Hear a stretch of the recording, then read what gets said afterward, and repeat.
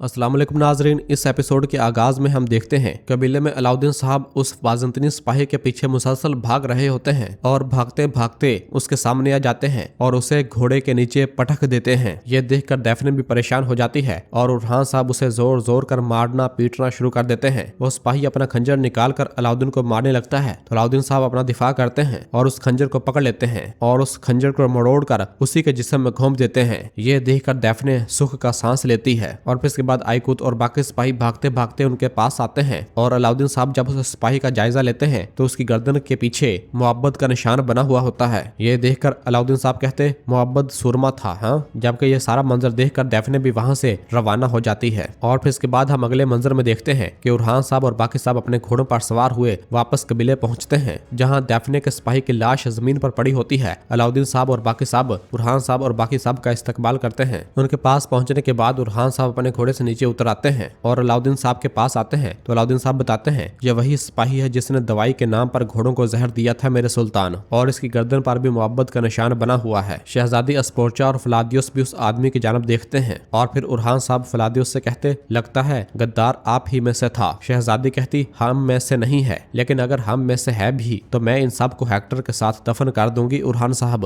और फिर इसी दौरान बाहर से ड्रम बजने की आवाज आती है। उरहान साहब और बाकी साहब जब बाहर की जानब मुतवज्जा होते हैं तो जरकुताए दमीर खान साहब को लेकर कबीले आ रहा होता है। दमीर खान साहब उरहान साहब के पास पहुंचते हैं और सब अपने अपने घोड़ों से नीचे उतर आते हैं। उरहान साहब कहते आइए दमीर खान साहब, मुझे आपसे कुछ कहना है, और अंदर खेमे की जानब रवाना हो जाते हैं, जबकि दमीर खान साहब भी उनके पीछे रवाना होते हैं। और फिर अलाउद्दीन साहब अपने सिपाही से कहते इस लाश को उठाएं और मेरे पीछे आए, और वहां से रवाना हो जाते हैं। जबकि फलादियोस मुसलसल फातिमा की जानब देख रहा होता है, जबकि फातिमा अपनी नजरें फेर लेती है। और फिर अंदर सरदारी खेमे में दमीर खान साहब उरहान साहब के पास पहुंचता है और कहता है ये जानते हुए भी कि आपका साथ देने वाले तैमूरताश के गजब का शिकार होंगे, आप हमें अब भी यहाँ क्यों खड़ा कर रहे हैं? तो उरहान साहब कहते मेहदी होने का दावा करने वाले इस शैतान का मुकाबला करने की बजाय क्या आप डर कर इसके पीछे खड़े रहेंगे? तो दमीर खान कहता तो मैं क्या करता, क्या मैं आपके पीछे खड़ा होता जिसने अपनी बादशाहत का ऐलान करके अलखानियों की मुखालफत की है? उरहान साहब कहते नहीं, मेरे नहीं, तुर्कों के मुस्तकबिल के पीछे खड़े हूँ। और फिर पीछे मौजूद परचम की जानब इशारा करते हुए कहते इस मुकद्दस परचम को देखें, काफी अरसे से सरहदी इलाकों में कोई ऐसा परचम नहीं था जिसके साए में इतने सारे तुर्क कबाइल जमा हो सकें। मैं आपसे कहता हूँ दमीर खान साहब, हमारी सरजमीन से तैमूरताश को निकालने के बाद अपनी कायम करदा आजाद रियासत के साथ मेरे साथ हूँ, लेकिन बस तुर्कों की सफ में रहें। इस पर दमीर खान कहता है अगर किस्मत ने साथ दिया तो यकीनन करासा ओगलू परचम तले आने वालों में से नहीं बल्कि परचम लहराने वालों में से होंगे, यकीनन। इस पर उरहान साहब दमीर खान के पास आते हैं और कहते हैं क्या आप तैमूरताश की हिमायत करके वो परचम लहराएंगे, वो भी काफरों से जंग में जीती हुई गनीमत के साथ?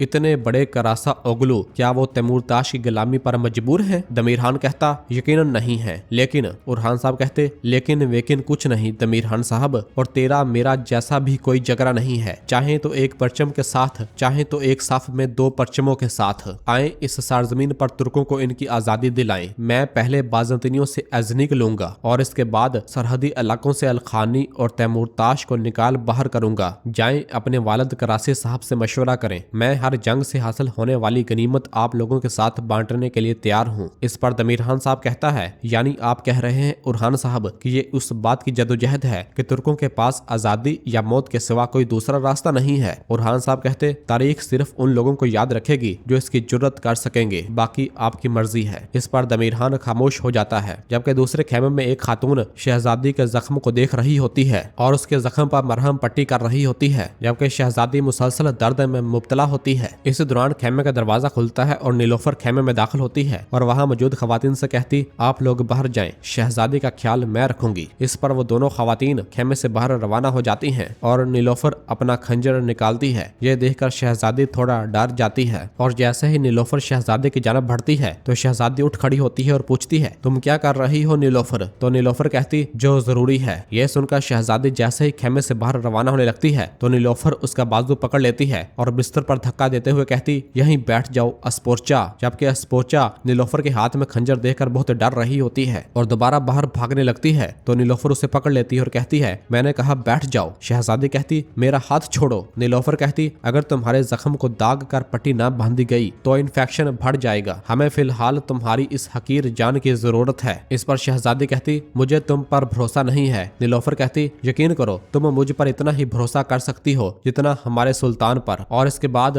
नीलोफर अपना खंजर कोयलों में जाकर रख देती है और फिर इस दौरान नीलोफर की नजर शहजादी के हाथ में पकड़े हुए कपड़े पर पड़ती है तो नीलोफर उसके पास आती है और शहजादी से वो कपड़ा छीन लेती है। शहजादी कहती तुम हक बजानब हो, लेकिन उरहान साहब ने मेरा भरोसा कमाने के लिए काफी मेहनत की है। नीलोफर कहती काफर होने के बावजूद तुम हमारे काम आ सकती हो अस्पोर्चा। हमारे सुल्तान ने भी वही किया जो जरूरी था। हर शख्स उन पर मुकम्मल भरोसा करता है। शहजादी कहती मुझे एतराफ करना चाहिए कि तुम बहुत खुशकिस्मत हो नीलोफर। इंसान के पीछे किसी ऐसे शख्स का होना जिस पर वो पहाड़ की तरह भरोसा कर सके, ये बहुत खूबसूरत एहसास होगा, है ना? नीलोफर कहती हाँ, रोम की जिल्लत से निजात मिल गई। उरहान की मोहब्बत की बदौलत इस्लाम की नेमत से आशना हुई। मैं बहुत खुशकिस्मत हूँ। मेरी वाहद बदकिस्मती ये है कि मेरे माजी का कूड़ा किटकट मेरा पीछा नहीं छोड़ रहा। तो शहजादी गुस्से से कहती अपनी हद में रहो नीलोफर, तुम मेरे सामने खड़े होकर मेरी और मेरे खानदान की इस तरह तौहीन नहीं कर सकती। नीलोफर कहती जहाँ तुम हो इससे नीचे तो कुछ है ही नहीं। शहजादी कहती तुम बहुत आगे बढ़ रही हो नीलोफर, अपने अल्फाज का ख्याल रखो। नीलोफर कहती वहाँ बैठ जाओ और कपड़े उतारो, अगर चाहो तो तुम अपना जख्म खुद धो लो, मुझे परवाह नहीं, बस फिलहाल मरना मत। और ये कहकर नीलोफर जाती है और गरम खंजर उठाती है। शहजादी उस गरम खंजर को देखते हुए कहती फिक्र ना करो, फिलहाल मरने का मेरा कोई इरादा नहीं है। और फिर इधर दमीरहान साहब सरदारी खेमे से बाहर निकलते हैं तो शहनशाह साहब और आउची साहब सरदारी खेमे की जानिब बढ़ रहे होते हैं और दोनों का आमना सामना होता है। दमीरहान साहब कहते आपकी रियासत मुबारक हो, अब आप भी सुल्तान के सरदार बन गए हैं और हंसने लग जाता है। तो शहनशाह साहब कहते सलामत रहो दमीरहान साहब, सलामत रहो, हमारी रियासत तुर्कों की रियासत है और हमारे सुल्तान भी सबके सुल्तान हैं। तो दमीरहान कहता इंशाल्लाह इस सुल्तान की उम्र लंबी हो, लेकिन तैमूरताश के एलची का सर कलम करके उरहान साहब ने अच्छा नहीं किया। शहनशाह साहब कहते जैसे मैं जानता हूँ एक खैर से इंसानी कमजोरियों की वजह से हजार शर निकल सकते हैं, वैसे ही हम बखूबी जानते हैं कि एक शर से हजार खैर भी निकल सकते हैं। तुम और मैं तुर्क हैं, ये भी बताओ हमारा रास्ता जहाद है। दमीरहान कहता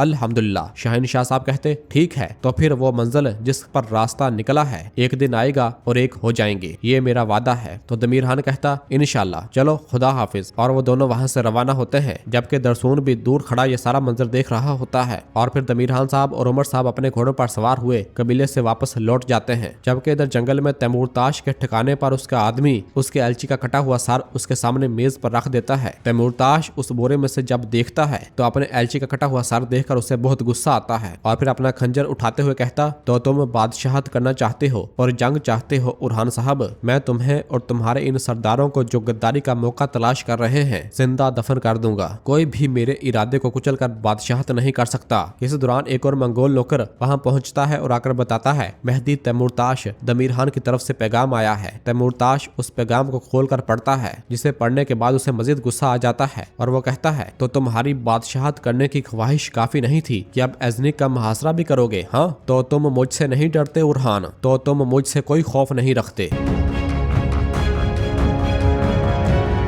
और नाजरीन इसी जगह पर एपिसोड खत्म करते हैं। मिलते हैं बहुत जल्द अगली एपिसोड के साथ। वीडियो को लाइक कर दें और जिन दोस्तों ने अभी तक चैनल सब्सक्राइब नहीं किया वो जल्दी से चैनल सब्सक्राइब कर दें और बेल आइकन घंटी वाले निशान को भी प्रेस कर दें ताकि आने वाले एपिसोड्स आपको आसानी मिल सकें। दुआओं में याद रखें। अल्लाह हाफिज।